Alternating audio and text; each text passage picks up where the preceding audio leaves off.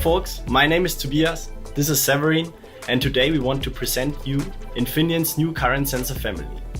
The first member of this family is the new TLI4971, an industrial coreless hole-based current sensor. This new current sensor offers some unique features: an analog output with a bandwidth of 120 kHz, an overcurrent detection with 2 overcurrent channels, and a current measurement range from a 25 amp to 120 amp full scale range. Severin will today present you our new evaluation environment for this current sensor, our 2GO kits and Shield 2GO. The Shield has 3 PMOS, which are switching on and off the overcurrent detection LEDs. They are located here, and they can switch on the sensor VDD. So the microcontroller can control if the sensor is on or off. Next to this we have some passive components on the Shield, but what's missing here is a microcontroller.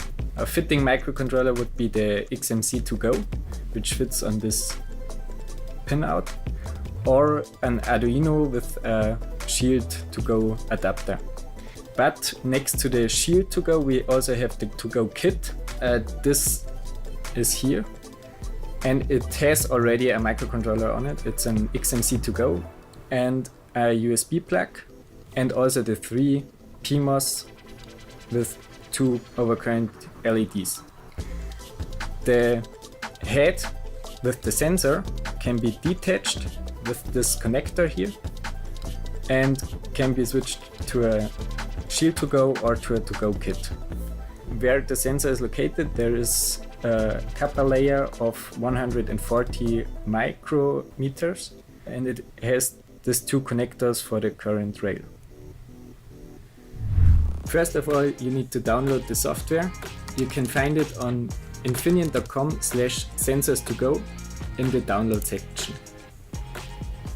After the installation, you need to connect to the sensor and then select the TLI4971 and press start.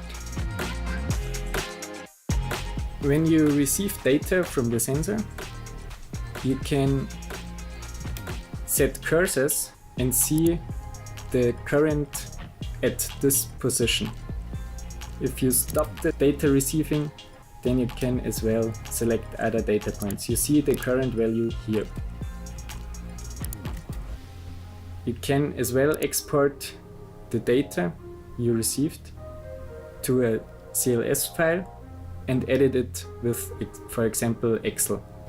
Also, you can see the internal register settings of the EEPROM inside the sensor.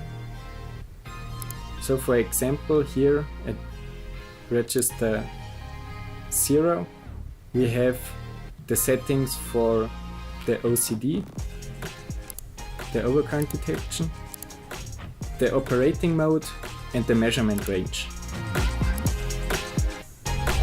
Here I have prepared a crude setup to show you the overcurrent detection functionality of the sensor.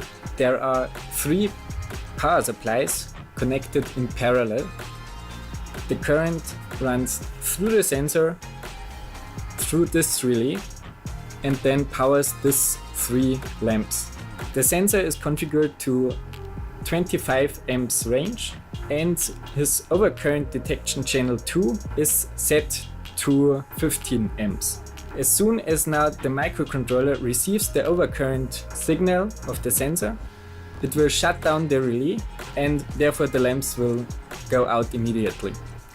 Each power supply features 6 amps, so when I switch on the first 2, there will happen nothing, but with the third power supply, the current will increase over the limit, over the 15 amps, and therefore the overcurrent signal will be triggered. So now I powered the first power supply. There are 6 amps running through the lamps, but it's not enough to light them. So I switch on the second power supply as well, and now after a short heating time, the lamps go on. but the current is not enough to trigger the overcurrent detection. So as soon as I now press the button for the third power supply, the microcontroller will shut down the relay. And there it happened.